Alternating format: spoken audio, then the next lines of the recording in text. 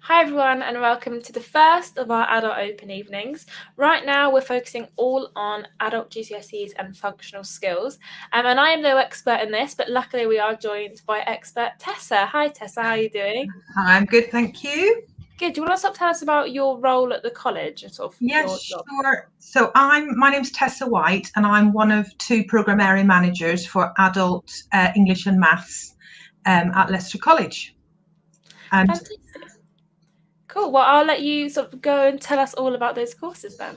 lovely. Okay, so our department in the college is called Skills for Life, and we deliver English and Maths from entry level up to GCSE level. So the entry level and level 1 and level 2 functional skills, those courses generally are 2 hours a week plus about an hour to 2 hours a week of independent study or homework. The English functional skills is separated into 3 units. So you've got speaking and listening, you've got reading, and you've got writing. And we tend to deliver all 3 things sort of together. So depending on what level you start at, if you're an entry level learner, you will take classroom-based assessments. And if you're a level 1 and level 2 functional skills learner for English, you will take examining body assessments. So we use Edexcel at the minute for our functional skills. That's for the English. For the maths, you have 2 different papers. You have a non-calculator paper, so that's your times tables and adding and subtracting, sort of your basic number skills. And you also have a calculator paper, which is problem solving, a range of topics, and very everyday context that hopefully most adults will be familiar with. Moving on to the GCSE, we deliver English language, the AQA. We deliver Edexcel English language and AQA maths foundation and higher. The time commitment is greater for GCSE. So the lessons are 3 hours a week, and probably two plus hours at least a week of homework and independent study.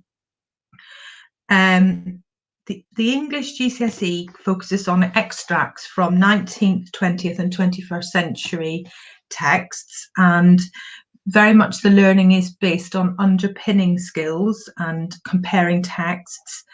There is an element of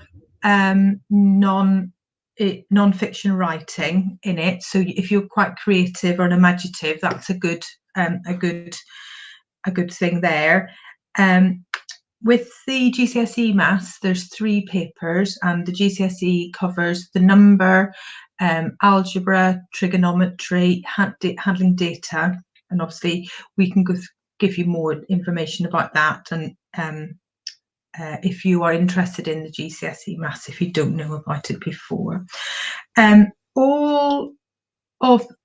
learner that comes to Skills for Life, we need to establish a starting point. So we will get you to take an initial assessment, and that will help us decide which level is the best starting place for you. Now, it might be that you have got previous qualifications, so that will help us decide which level is the right level for you to start at.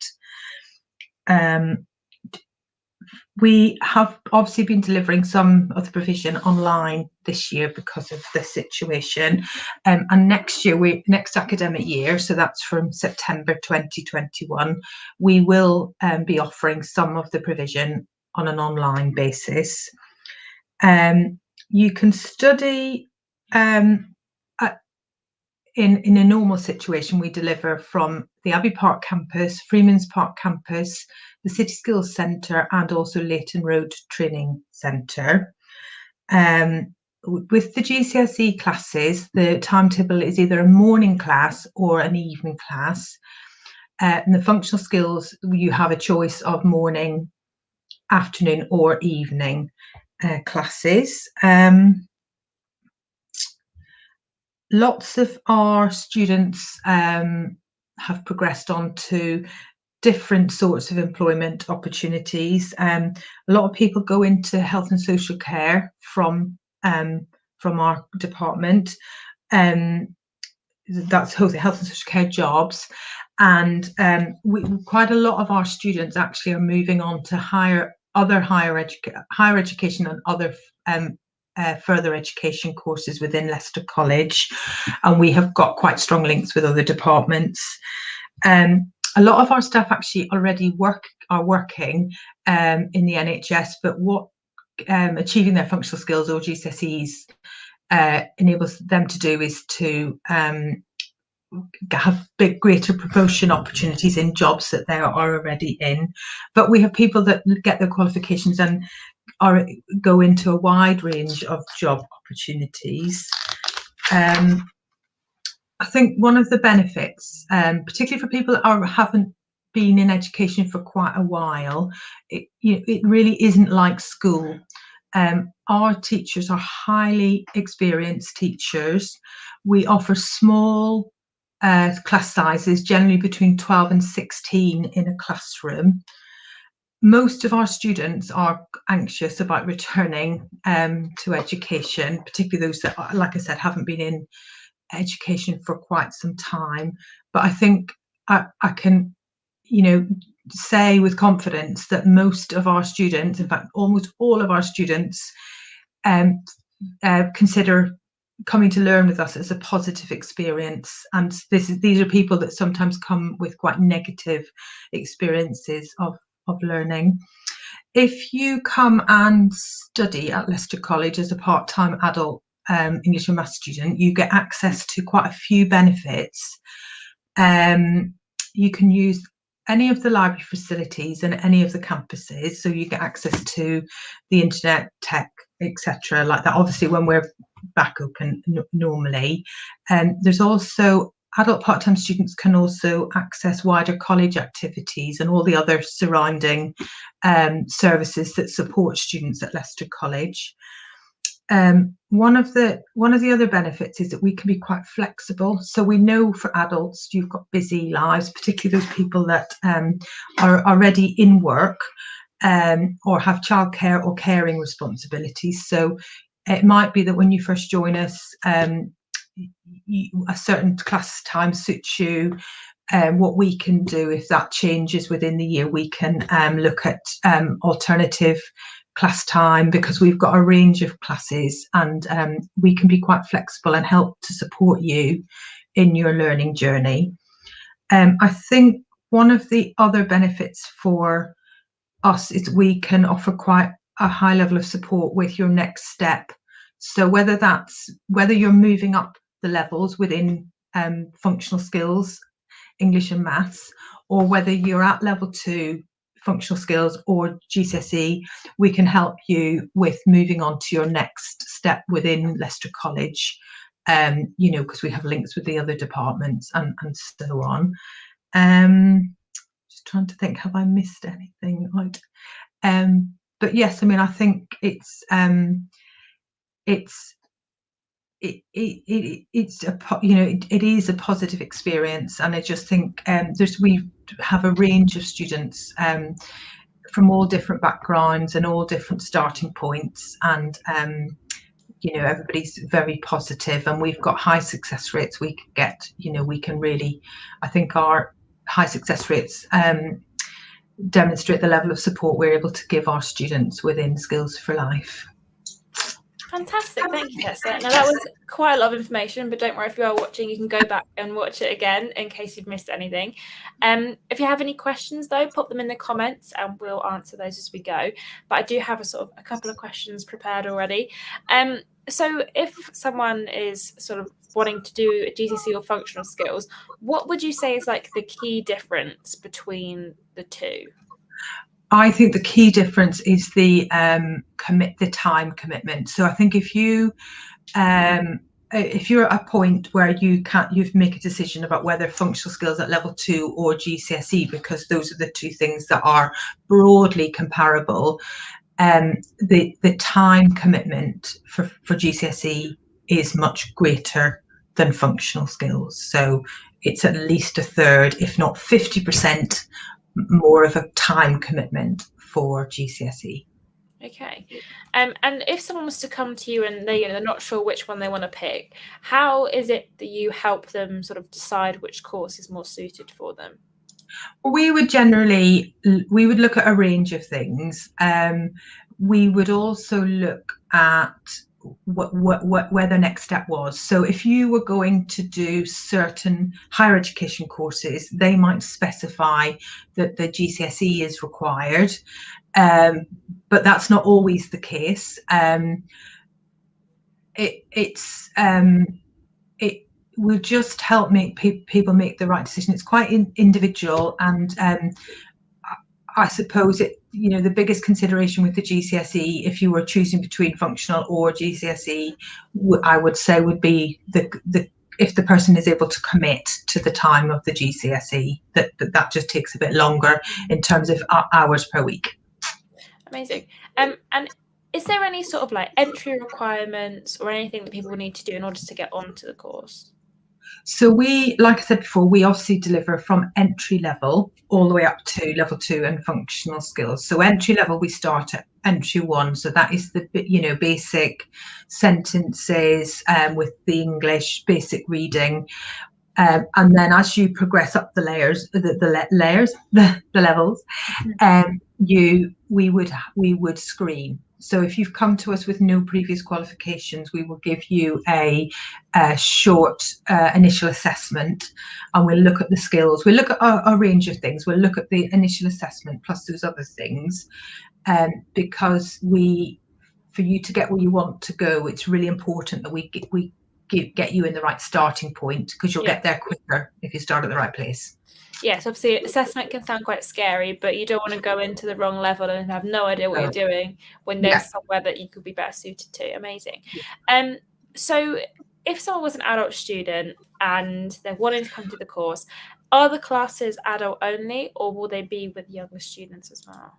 So adult English and Maths, so all students have to be 19 on the 31st of August of the start of that academic year. So our range of age is from 19 up to, well, many years older than that. So so it's diverse, but no, because if you're under 19, you will do your English and Maths as part of another course within the college. So you won't be with any kids. It's just us adults. Amazing. So if someone wants to do the course, what kind of equipment would you suggest that they have in order to sort of do well on the course? Okay, so assuming that we're in a face-to-face classroom, really it's minimal equipment: a folder, pad, pens. For maths, you'll need your calculator for GCSE maths and for functional skills, but it is minimal equipment that you will need. Amazing. Stationery, pens and paper. Pens and paper, important. So is there a fee that people have to pay for the course, and is there any financial support? I know we're talking a little bit more about finance later, but is there financial support for the course as well? So if you haven't already got a GCSE grade C in English and Maths, the courses are free, but there's some other provisos. So if you're not a UK resident, you need to have been resident within the UK for 3 years. But as long as you haven't already got the GCSE or O level, it might be, if you're an older person like me, the courses are free. Amazing, cool. So we're coming on sort of the last couple of questions now, but like I said, if you do have any questions watching at home, feel free to put in the comments. Anything, there's no silly questions, don't worry about anything. So we've talked a little bit about sort of the courses, and August of that year is when you have to be of 19. So if someone's missed the start of the course, so if they're not there for the September course, is there any later they can start, or is it only that September starts? Okay, so for the GCSE, we like it. It's much better for you to start because there's a much broader curriculum, so it's much better for you to start in September, and we will be doing lots and lots of assessments in August to make that happen. We will be delivering some intensive GCSE courses, which will start in January. But generally for the GCSE, you start at the beginning of the course. With the functional skills, it's slightly different. We can roll into that a little bit later in the year for that. Fantastic. And are the GCSE courses just the 1 year, or are they 2-year courses, or is it? So we have a mixture. So we have a 1-year GCSE course, and then we have a 2-year GCSE course. So the 2-year GCSE course, everybody actually does the exam in the first year. It's just a longer course because we just feel for some students they just need that little bit of extra time. But everybody does get the opportunity to sit the exam in the first year, and then the following year they if they haven't got a grade 4, they can come back in the September and do the second year of the 2-year course for GCSE. Fantastic. And obviously, we'd offer English and maths, but do people have to do both at the same time? Can they do one at a time, or? No, you can do one, you can do both. Some people might do functional skill maths and GCSE English, so you can mix and match. But what you can't do is you can't do functional skills English and GCSE English. It's one or the other. One or the other, yeah. And is the classes, are they sort of evening classes? Because I know people might be working. Is there like a flexible timetable for people? So with the GCSE, it would be a morning class, which would generally be 9:30 till 12:30, or an evening class, which is 5:30 till 8:30. And with the functional skills, it's morning class. It's generally 9:30 till 11:30. Then sort of lunchtime start 12:30 till 2:30, and then we also have the evening class, just 2 hours for the functional skills. So that's 6:30 till 8:30. And is that like once a week, a couple times a week, or? Once a week, just once a week. So functional skills, it's once a week per subject for a 2-hour lesson, and GCSE per subject, it's once a week for a 3-hour lesson. Fantastic, cool. So that's sort of the last bunch of questions I have for you. Is there anything that you'd like to sort of say before we wrap up? Any advice that you'd give to people wanting to apply? No, I just think apply. I think you won't regret it, and I just think it's. I do think we offer a very supportive learning environment, and particularly for those people that haven't been in education for quite a while, it's a very good starting point to make, because having your English and maths qualification, so many other opportunities for you. Definitely, perfect. Well, thank you so much for joining me, Tessa, and thank you guys for watching at home. Fine. If you do have any questions after the stream is finished, by all means, contact us on one of our social medias, or drop us an email, info@leicestercollege.ac.uk, and they'll answer all your questions. The course isn't the GCSE course. Is it English or maths, or just the GCSE in general? Both English and maths. I'm not currently on the website, No. because we're just tweaking a couple of last things, but they'll be up very soon. But again, if you do want to register your interest, you can go to info, email us, and we'll make sure that you're well aware of when that comes up. But thank you guys so much for watching. We'll be back with some finance a little bit later on, and I believe up next we're talking a little bit about applying to Leicester College, so do check that out if you want to apply. But for now, thank you guys for watching, and have a wonderful evening.